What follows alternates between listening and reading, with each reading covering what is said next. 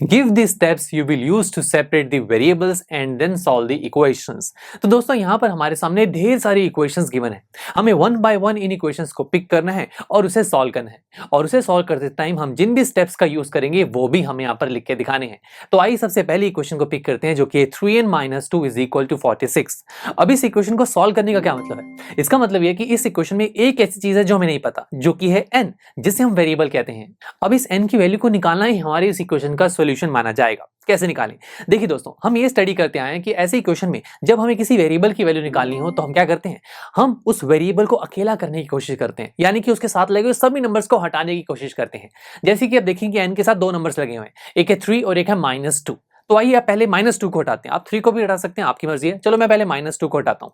यहां पर -2 है, इसे हटाने के लिए क्या करना होगा? अगर मैं यहां पर एक 2 ऐड कर दूं तो -2 + 2 कैंसिल हो जाएंगे ना। बट हम जानते हैं कि एडिशन, सब्ट्रैक्शन, डिवीजन या मल्टीप्लिकेशन, कोई भी ऑपरेशन अगर आपको किसी इक्वेशन पर लगाना होता है तो हम दोनों तरफ लगाते हैं। तो यानी कि हम यहाँ पर 2 को दोनों तरफ ऐड करेंगे तो ये हो जाएगा 3n - 2 + 2 = 46 + 2 which is equal to 3n = 48। अब n के साथ 3 लगाए, ये मल्टीप्लाई में, इसे हटाने के लिए क्या करना होगा? यस, दोनों तरफ हम 3 से डिवाइड कर देंगे तो ये हो जाएगा 3n / 3 = 48/3।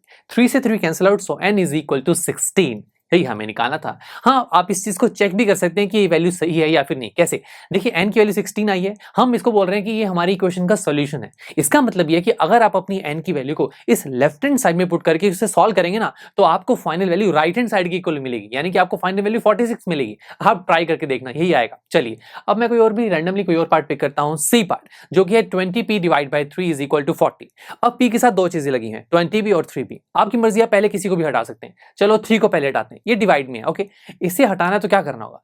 अगर मैं इस पूरे 20p / 3 को 3 से मल्टीप्लाई करूं तो ऊपर 3 नीचे 3 कैंसिल आउट हो जाएगा। अब मल्टीप्लाई ये एक ऑपरेशन है, इसे मुझे दोनों तरफ ही करना होगा, तो मैं दोनों तरफ 3 से मल्टीप्लाई कर दूंगा। तो देखिए, एक तरफ 3 से 3 कैंसिल आउट, तो हमारी इक्वेशन क्या बन जाएगी? 20p = 40 × 3, तो ये हो जाएगा 20p = 120। अब p की वैल्यू निकालनी, कैसे निकालें? इसके साथ 20 लगा हुआ है, राइट, और ये मल्टीप्लाई में है, तो फिर हमें क्या करना होगा? यस, पूरी इक्वेशन को 20 से डिवाइड कर देंगे तो ये हो जाएगा p = 120 / 20 which is equal to 6। देखा, ये भी निकालना कितना आसान था। इसी तरीके से बाकी क्वेश्चंस भी बहुत सिंपल है, आप खुद ट्राई करना और अपने सॉल्यूशंस को हमारे रिटन सॉल्यूशन से वेरीफाई करना। चलिए मिलते हैं आपसे नेक्स्ट लेक्चर में, जहां पर हम हमारी इसी एक्सरसाइज का क्वेश्चन नंबर 4 सॉल्व करेंगे। आई एम श्योर स्टूडेंट्स, आपको ये लेक्चर काफी पसंद आया होगा और ऐसे ही मजेदार तरीके से अपने हर एक कॉन्सेप्ट क्लियर करने के लिए डाउनलोड कीजिए PU Stack ऐप को, जहां पर आपके पास और भी बहुत सारे ऑप्शंस होंगे, जैसे कि back exercise solutions, tip videos, sample papers and much more. So what are you waiting for? Download the app now.